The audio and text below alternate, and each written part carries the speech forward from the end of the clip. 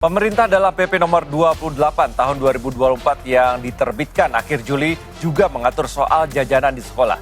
Tujuannya tak lain agar siswa mendapatkan jajanan yang lebih sehat dan aman. Kementerian Kesehatan RI terbitkan peraturan pemerintah nomor 28 tahun 2024 terkait pelaksanaan Undang-Undang nomor 17 tahun 2023 tentang kesehatan.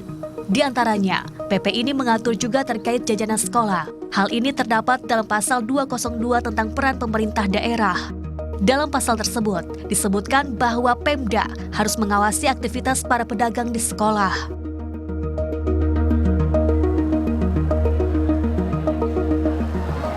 Makanan yang sehat tentunya berpengaruh sekali terhadap gizi anak dan juga tumbuh kembang otak, apalagi untuk para pelajar yang masih menuntut ilmu. Tak terkecuali jajanan-jajanan di sekolah ataupun di sekitar sekolah yang mereka konsumsi hampir setiap hari. Inilah kemudian mengapa Kementerian Kesehatan Republik Indonesia mengeluarkan PP terbaru terkait hal ini.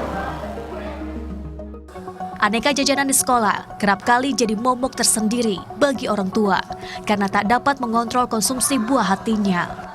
Kita kan nggak tahu ya bahan bakunya benar-benar higienis atau enggak, cara pengolahannya, terus alat-alat yang digunakan benar-benar steril atau tidak gitu kan. Jadi kan untuk kebersihan dan higienisnya menurut saya kan kurang ya. Jadi memang saya sangat setuju sekali. Di kementerian itu jadi lebih aware sama anak-anak ya. Karena anak-anak kan sekarang juga kalau kita bekalin itu kadang-kadang suka dikasih uang.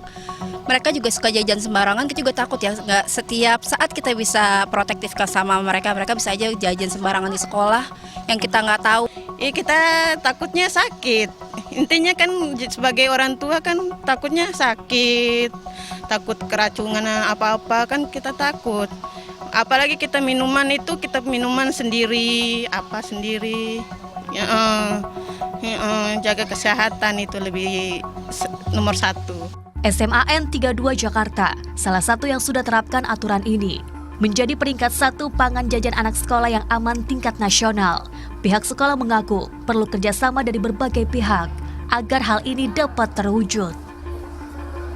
Untuk sosialisasi intern yang pertama adalah warga sekolah. Warga sekolah itu diantaranya adalah guru, termasuk di dalamnya ada karyawan TU, kemudian adalah orang tua. Nah itu termasuk ke dalam intern. Nah yang tak kalah pentingnya sosialisasi yang intern itu adalah pedagang yang ada di kantin, di lapak sekolah kita, di mana lapak kantin sekolah kita ini ada 14. Kita menjaga supaya anak-anak ini tidak melakukan jajan yang kurang sehat yang difasilitasi yang berada di luar sekolah, seperti mohon maaf adanya pedagang-pedagang kaki lima di luar sekolah.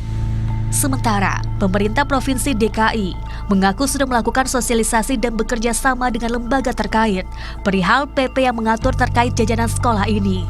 Mensosialisasikan kantin-kantin yang ada di sekolah. Yang kedua kan kami punya alat ya, yang alat portable bisa dibawa. Itu kita lihat ambang batas dari jajanan, dari gula, dan bukan itu saja, gula dan termasuk pewarna. Ada beberapa hal yang perlu diperhatikan pada jajanan anak sekolahan untuk menunjang kesehatan, kebersihan, dan kecukupan gizi. Mengutip dari laman resmi Kementerian Kesehatan Republik Indonesia, terdapat beberapa syarat di mana makanan atau jajanan di sekolahan ini dikatakan aman untuk dikonsumsi. Antara lain, yang pertama, jajanan yang dijajakan ini tidak boleh mengandung MSG, garam gula, dan juga lemak yang berlebih. Lalu juga dipastikan tidak boleh mengandung bahan pengawet ataupun pewarna yang bukan untuk makanan. Lalu yang ketiga, people diperhatikan pula gizi-gizi yang terkandung di dalamnya. Apakah mengandung zat-zat yang diperlukan oleh anak-anak seperti protein, mineral, vitamin, dan juga karbohidrat.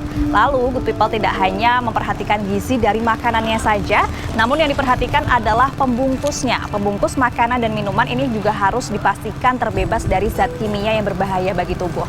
Lalu yang terakhir, para pedagang juga harus memastikan bahwa mereka mengolah dan juga menyajikan makanan yang dijual kepada anak-anak secara higienis.